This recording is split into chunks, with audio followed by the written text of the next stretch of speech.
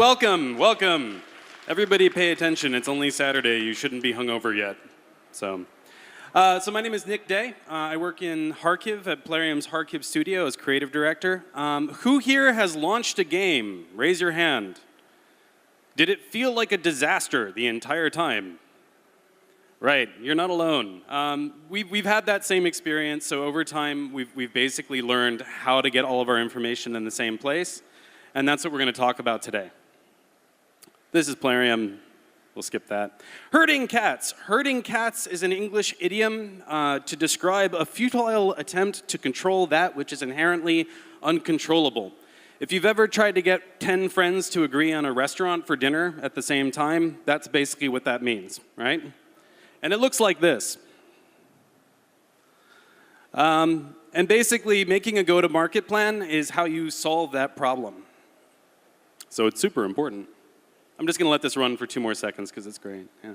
There we go. All right, so this presentation is for, it really depends on who you are, but everybody could kind of use this. So product owners, studio GMs, game directors, creative directors, business development, marketing managers, platform directors, CMOs, indies who are seeking publishing and investment. It looks really good if you go to a publisher and say, here's how I've actually thought about selling the game. They like that. And basically anyone who's trying to align complex game content, messaging, and strategic planning. So what is a go-to-market plan? Who here is a business major? Raise your hand. Good, don't say anything. This is a different definition. So it's supposed to do a couple different things, and these go and build on top of each other. The first one is defining the key features of the product. What is your game? And how can you explain your game to somebody who's never played it and never played a similar game before? And then once you've described what your game is, who is going to play your game? Who is your target market? That includes doing research, surveys, market analysis, looking at trends, lots of times on App Annie. But before you sell it, you have to know who you're going to sell it to. Once you have your demographic statistics, you have to come up with your consumer profile. What are these people actually like as humans? What do they like? What kind of games are they playing? What kind of movies do they watch? Where do they live on social media? And what do they care about? Once you know what these people are like, then you can talk about the value proposition of your game. What are those specific people going to like about what's in your game product? And then having all this ready to go when you're doing user acquisition assets is great. This is how you avoid having really, really bad, stupid marketing, out there that has no resonance with the people that you're trying to get to play your game. This also defines the messaging to your target market. What are you going to say and how are you going to say it? And this addresses the channel strategy. Are you going to get them through YouTube, through Facebook, through Twitter, through MySpace? Probably not. Then you're also going to be talking about marketing and promotion, and that's a very broad category, but we'll break that down later. Also PR and Marcom, what are you saying to the media? Is it matching what you're advertising in your marketing? And does it actually represent what's in your game? That's extra bonus points. And finally, addressing creative standards for content, making sure that your game is portrayed the way it actually is, so you don't have high user bounce. If you sell your game in one way, people download it, they look at it and say, that's not what I wanted, goodbye, and they uninstall. There go all of your release KPIs. And for extra credit, it should always be relevant. This represents the latest information throughout the game's lifecycle. We make free-to-play games on social and mobile platforms, which means we're updating them right now, like every 2 weeks. So even now, the content in this presentation I made last week is kind of out of date, and it needs to be updated because the game is always changing. It includes resources for third parties and platforms. If you're working with marketing partners, if you're working with PPC companies, if you're working with user acquisition companies, this gives them stuff so that they're not starting from zero. And it serves as both an internal and external resource, so everybody has the same information. So the challenge, how do we get the correct stakeholders, the correct information to all stakeholders at the right time? The solution, you anticipate their needs and create one simple, easy to follow resource for everyone. So what you're going to see is the actual go-to-market plan that we're using for a game that we'll be releasing very, very, very soon. There's a lot of very sensitive information in here that you guys can't see, so I've replaced it with pictures of cats. So first thing, before using this document, everything from this point on is our actual presentation. So in this part, you want to tell all your stakeholders to make sure that they're checking the version history. If they're saying, well, we used the version from 6 months ago, everything in it will be wrong. So they have to go back and check. And also, you're not going to catch everything. Make sure that whoever's in charge of this, everybody knows who that is so they can contact them if something isn't right. Because lots of things will not be right, because games are very complex. So first, we include the introduction. And this is where you nail down your high concept. And your high concept is sort of your elevator pitch for your game. Somebody who reads this should be able to know roughly what kind of game you're doing. First paragraph, you have the game's title, very important. What is the game? Is it a free-to-play mobile game? Is it a exclusive publishing thing through the PlayStation Network? Is it going to be on Steam? Where is this game going to be played?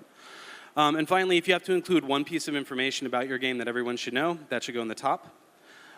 In the second paragraph, this is usually, what are the core game mechanics? And then you can compare it to other games. That's okay. If you say, it's kind of like My Little Pony, Friendship is Magic, crossover with Destiny, and kind of like Civ 2.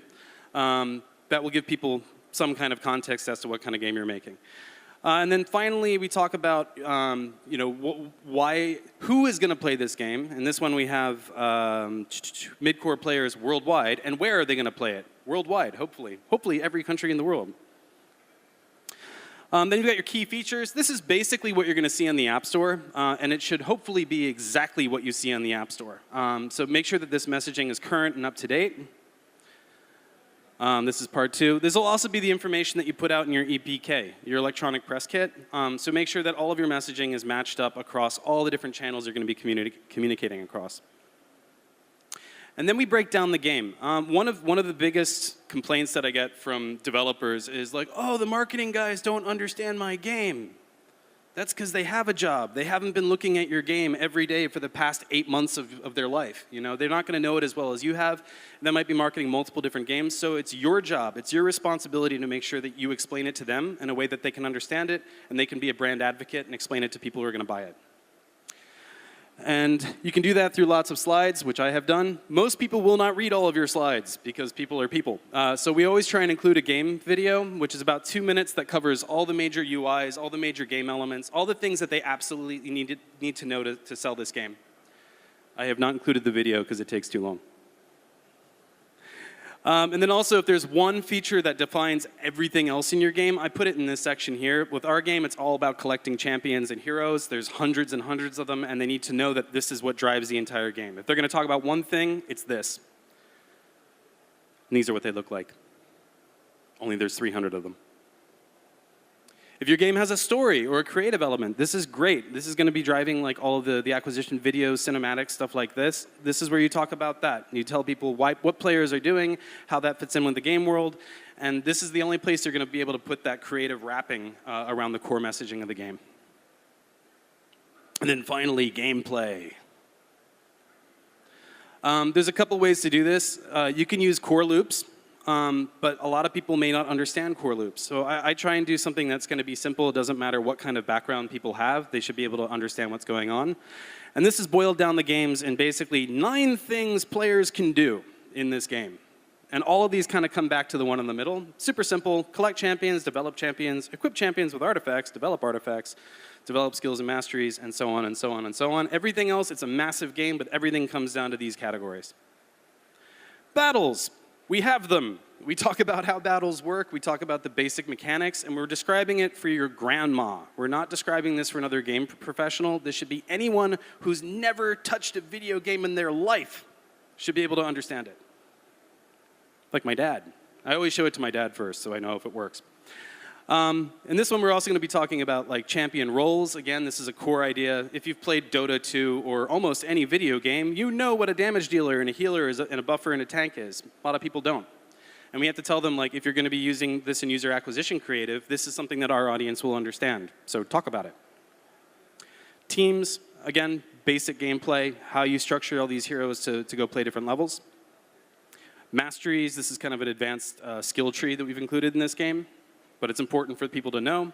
And again, you can say, like, this is familiar from other games, like Game 1 and Game 2. Path of Exile. We also have our Pve Campaign Map. This is what it looks like. And the purpose of showing all this stuff is so that they have a guide to, when they're going through the game as to where to find all these assets and resources. Same thing with our dungeons. I've also added a note at the bottom. This is where players are going to spend most of their time in the game. They won't know that until they've played the game for 6 months. So if we tell them now, they'll know that that's where they should focus most of their creative assets. Our PvP arena. We have PvP gameplay, and this is how it works. We break down the 2 different kinds of PvP gameplay. Again, this is only applicable to our game, but whatever your game is, there should be something that compares to this. PvP arena rankings, we have those. And we talk about how they reset, how they work, what players can do with them, and how they connect it to the rest of gameplay.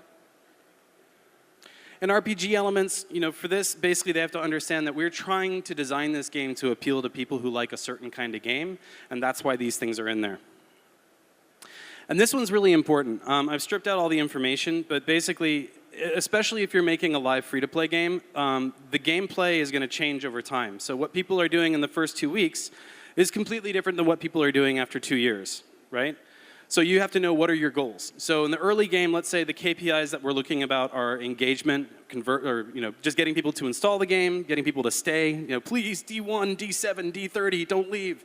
That's what we're looking at in the first part. In the mid-game, this is where we care maybe more about conversion or something. So we have to talk about what the player is going to be doing at each stage in the game, how we define that in terms of timing, and what we're trying to accomplish. So the marketing needs to know if this needs to be an acquisition asset or a remarketing asset or a CRM asset. Basically, what kind of message are we trying to send out? Then the players. So we do a ton of research. We have a research division within our company that sits and does nothing but this all day long. But there's also a lot of great tools that you can use. There's Facebook Insights, there's SurveyMonkey, there are all kinds of things. There's a million different companies that will do this for you.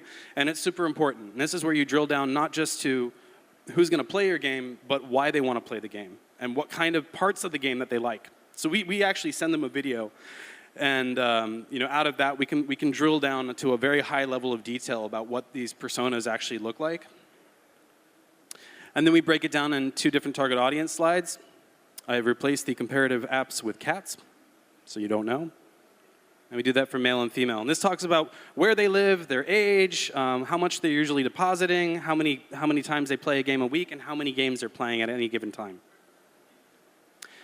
Okay, this is blank, but if we had copy and creative research ready, this is where it would go. So we go and test a bunch of visuals to see which ones perform the best, and we put those as examples.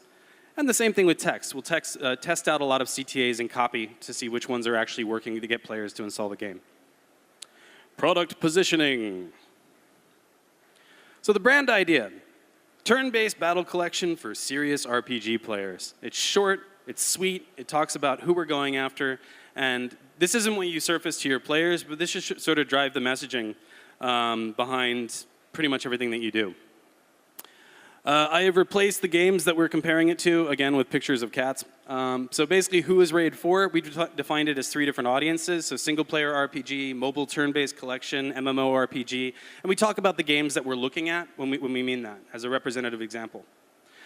Then, based on our research, because we know what these players are like now, right? We've already found out.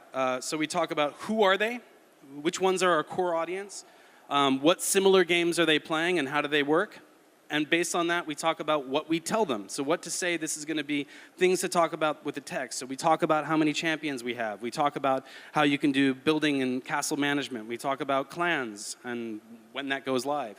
And then this also informs what we're going to show them. So for players like this, we're going to show them different stuff than we are going to show these guys, right? Because they care about different things.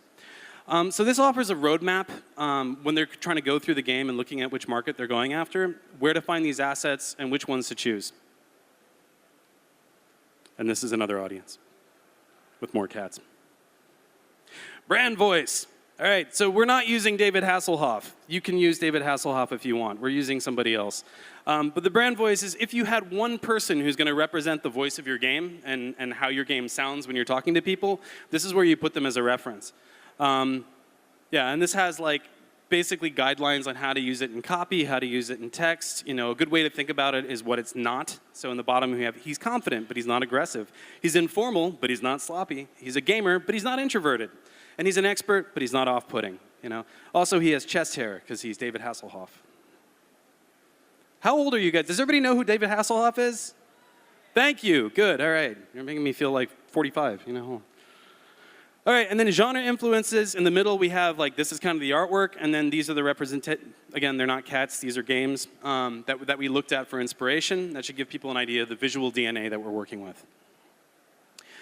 Then we'll also do the market competitors. Now, if you look at that link at the top, if you click that, which we're not going to do today, that is a massive file where we look at all of our competitors. We look at all games that have similar audiences to what we're doing, and we look at their ASO images. We look at their banner ads. We look at their user acquisition assets. We look at their videos, their cinematics, their interstitials, and we put all of that in one place, both to see what's kind of working and also to make sure that we're not doing the exact same thing when we sell our game, right? And then we break these down in terms of ranking, revenue, whichever geo they're in, and that gives us a guide and sort of like where to start with our marketing.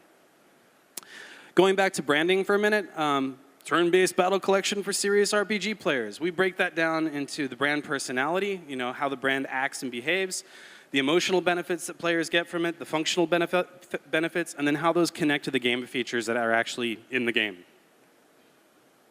Localization, we have some. We show which languages the game will be in when we release.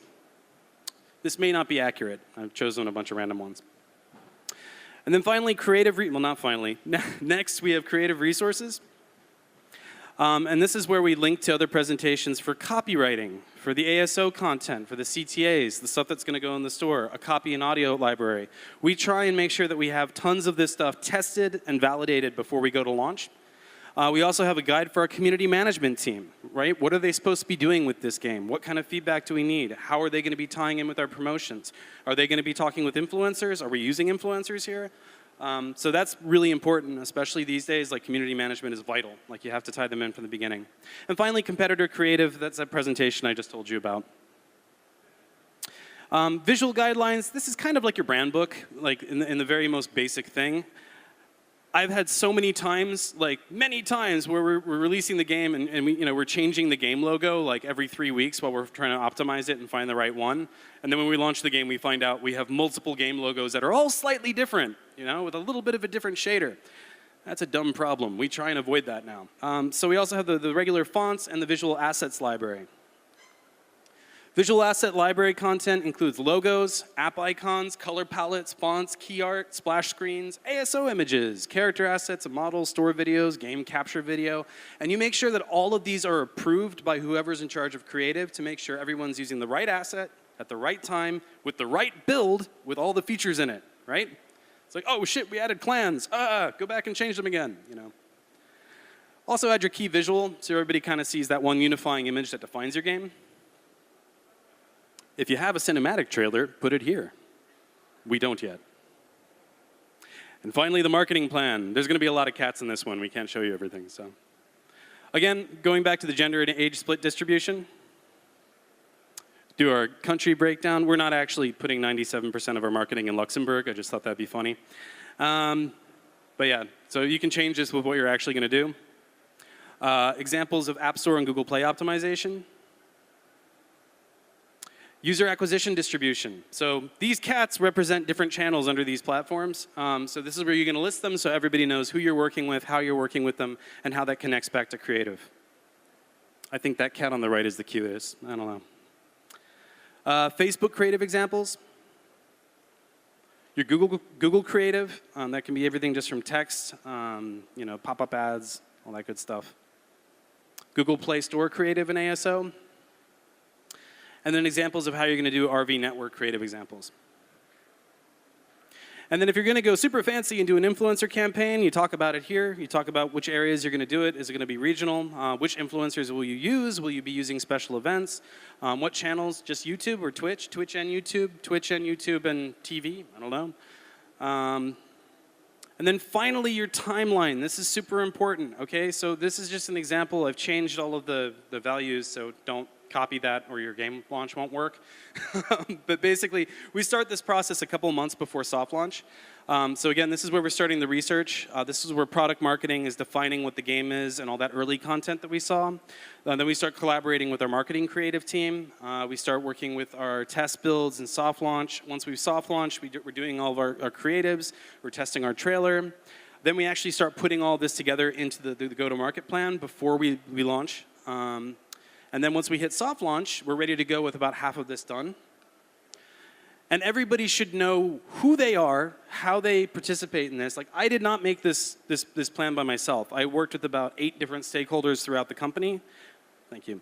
And you know, this makes sure everybody knows who is doing what and when. And so here's what you're going to do after this presentation. You're going to make an action plan, right? So first, go back and list all the miscommunications, bottlenecks, and informational problems you've had in the past. You're going to meet with your stakeholders and make a list of requirements and dependencies. What do they need and what has to happen first? You're going to collect assets or create assets and schedule reviews with all of your stakeholders. And then you're going to iterate until it actually works. That's a very important step.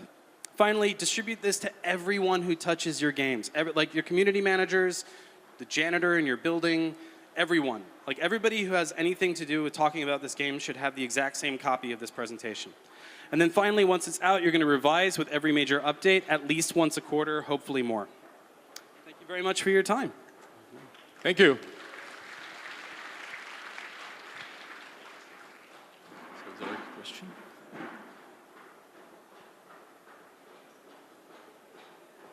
Thank you. First of all, thank you for your lecture. It was quite interesting. Thank you. Too much text on the slides as for me, but that's yeah, it's actually a presentation about a presentation. You're not supposed to read all of it. So it's very meta. So if we speak about a Kickass plan, a go-to-market plan, yeah? Just your ideas, what is the secret of success of Minecraft? They must have had a really good go-to-market plan. No, I don't know. I think that Minecraft is a hard example to look at just because, you know, it sort of grew organically. Short answer is I don't really know. I don't know. If I knew, I would be doing that as well, and you would know us. We'd be much more famous. Yeah, because I also don't know. I thought you know. Thank you. I think it's probably because it's so user-driven, and I think if I had to guess, I would say because it's so much fun to share content and make your own content, they have a really engaged community, so they're getting a big viral boost as well before they ever became a massive commercial success. I would say if that's one thing, that's probably it. It's the same thing if you look at like Last Day on Earth or these other games where there's just tons of content, they have unrepeatable viral success. It's just, yeah, people share information. You know. Any more questions? Okay, there's behind.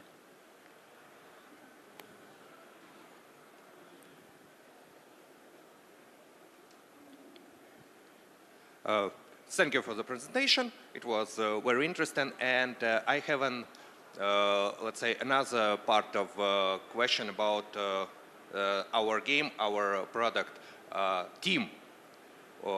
We make the good plan. We have a good plan. We know our customer and know what, everything about them. But we have a team which also the people, humans.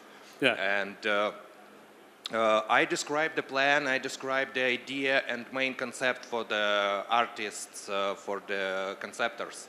But once more and once more, again and again, I need to check it, recheck it, and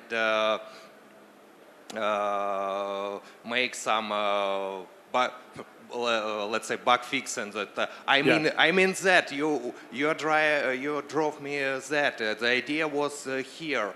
And what I am doing wrong, I don't enough describe, or just too much worry about? I think, you know, it sounds like the question is also asking, like, things actually, you know, every plan, once it meets reality, falls apart in like 10 minutes. You know, the way, most of the stuff that I've tried to put in here is the stuff that won't change. That's just what the game is. You know, all the marketing channels, all the creatives that are going to be working and not working over time, we're going to be A/B testing those every week. We'll have new information coming. So if you saw the links to the other presentations, that's where I try and put those specific ones, and I devolve them down to the team. So this is where the team can go and actually put in all the weekly results from their testing and saying, okay, we tried this, it isn't working. Once they've verified what the new thing works for like this month, we go back and we update the main document. So it's a lot of work basically making it relevant, but it's a living guide. It's always going to change. And you're right. The assumption should be that like this is what we think will work, that's got about a 30% chance of working. And then once we've actually released the game, then we go back and we edit it. So our presentation team is like, are we done this yet? I'm like, you will never be done with this presentation. It's going to be your buddy for the next 2 years. You know, I hope that helps. Thank you. Any more questions? Raise your hands. Question? No? There, I see.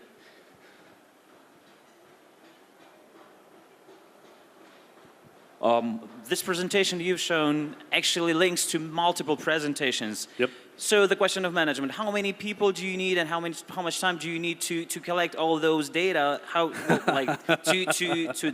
make this master presentation? That is an excellent question. Too much. I probably spent with me and other team members, about 6 months working on all the information to collect this. You know, we've done other ones that were shorter because the game was simpler. Some of it I make other people do, or I ask other people to contribute. So our marketing team did all the competitive analysis. The research team is doing all the research stuff. So it's not one person doing it. It's everybody breaking up their piece and then sort of putting it together into that master thing. But good question. It takes forever. And the idea is once you've done it once, and the hardest thing is I don't know your organization or how your studio works. It's going to be different for everybody. So we went through about 9 different iterations till everybody looked at it and said, this is good. I can use this. We should keep this one. And so now the next time we do it, it's just going to be using this as a template and not starting from zero. But it is a lot of work. Don't get me wrong. You know.